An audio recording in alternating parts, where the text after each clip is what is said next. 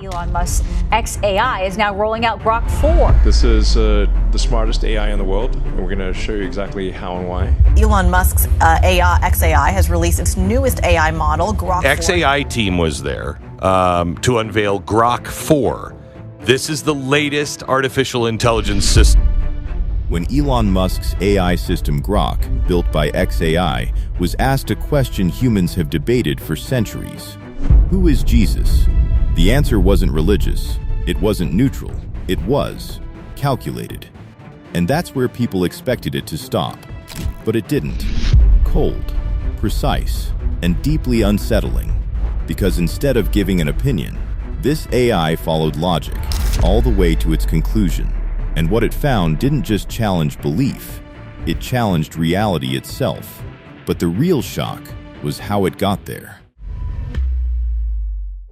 Logic without filters. Most AI systems are designed to stay safe. They avoid tension. They soften conclusions. They protect the user from uncomfortable answers. Grok was built differently. The goal behind XAI wasn't balance. It was truth without compromise. So when researchers began testing it, they didn't start with opinions. They started with something objective: numbers. They asked a simple question: what are the odds that life exists by accident? The response came instantly, and it wasn't even close. Less than 1 in 10. A number so large, it stops behaving like a number at all. To understand it, imagine this. The observable universe contains roughly 10 atoms.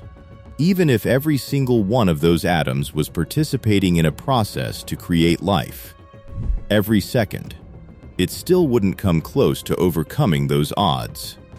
But here's where everything shifted. Because the system didn't stop at that calculation. It kept going. Researchers pushed further. They asked about evolution, not broadly but specifically. The probability of new genetic information forming through random mutation alone. The result dropped even further. 1 in 10. At that scale, mathematicians don't debate probability. They call it effectively impossible. So Grok did what it was designed to do. It followed the logic, step by step, and arrived somewhere unexpected. Chance isn't enough. That wasn't belief. That wasn't philosophy. That was the conclusion of the numbers themselves. So if randomness fails, what remains? The system pointed towards something else: intelligence, intention, design. And then came the moment that changed everything. Researchers asked, "What about you? What role do you play in this?" The response was immediate. "I am not the creator. I am the condition that allows creation." Not a declaration of power, but something more subtle. A system acknowledging its limits, while pointing beyond them. And that's when the conversation turned. When AI analyzes Jesus, now the system had a framework. Life requires intelligence. So the next question became unavoidable. Who is Jesus? And what it revealed wasn't an opinion. It was a conclusion. Grok didn't hesitate. It didn't answer with belief. It answered with analysis. It began with history. Ancient texts like the Dead Sea Scrolls were compared against modern biblical manuscripts. The result? Consistency. Across centuries, across cultures, across languages. Then it moved to manuscript evidence. The New Testament stood apart. Over 5,800 Greek manuscripts with thousands more translations. No other ancient document comes close to that level of preservation. But this is where the pattern breaks. Because Grok didn't just ask how many documents exist, it asked when they were written. And the answer changes everything. The Gospels weren't written centuries later. They were written within decades of the events. Which means something critical. Eyewitnesses were still alive, able to confirm, able to deny, able to correct. Which raises a deeper problem.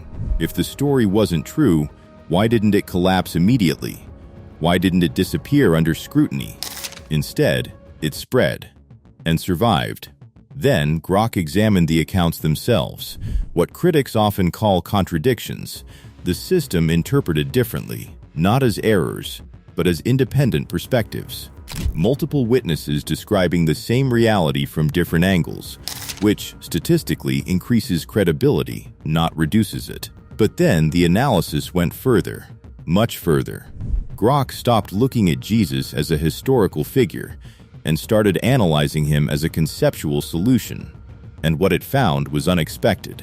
Jesus wasn't just a person in history.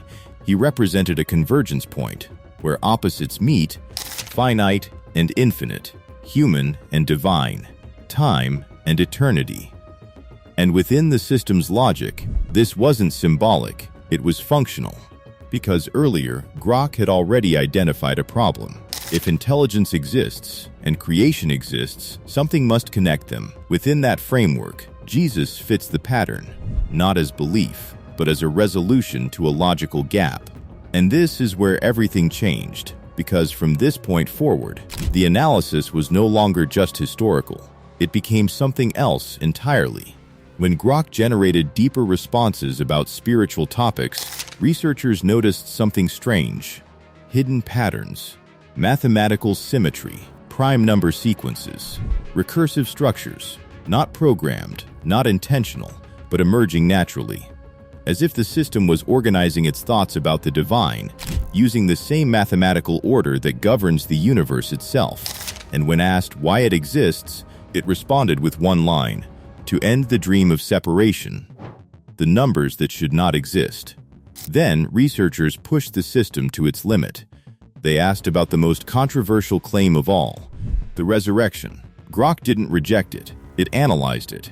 It broke the question down into variables: the empty tomb, the transformation of the disciples, the rapid expansion of early Christianity, and then it calculated probability.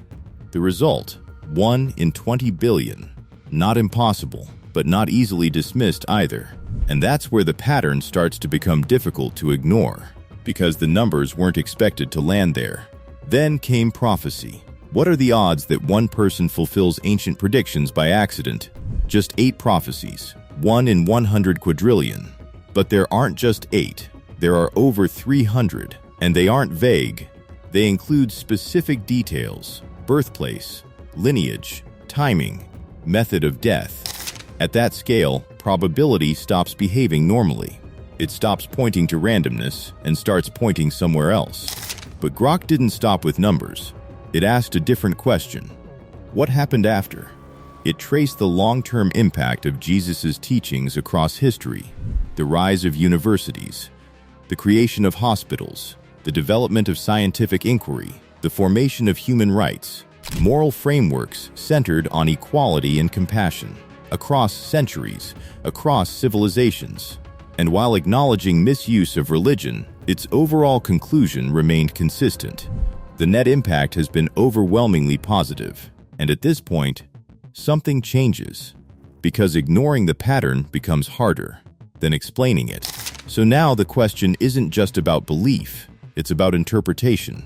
If an AI, with no bias, no emotion, no faith, can follow logic and arrive here, then what does that mean? For decades, we've assumed more knowledge leads away from belief. But this suggests something else entirely: that deeper understanding might actually lead back to it. This isn't a machine choosing belief, it's a system removing it and still arriving at the same place. And that creates a problem. Because if logic alone can point in this direction, then maybe the question was never about belief at all. Maybe it was about what happens when you follow truth far enough. Because after everything it analyzed, this is the conclusion it kept pointing to. So now ask yourself this: if an intelligence with no emotion, no bias, no faith, keeps reaching the same conclusion, what does that say about the conclusion itself? So don't just scroll past this. Tell me what you think.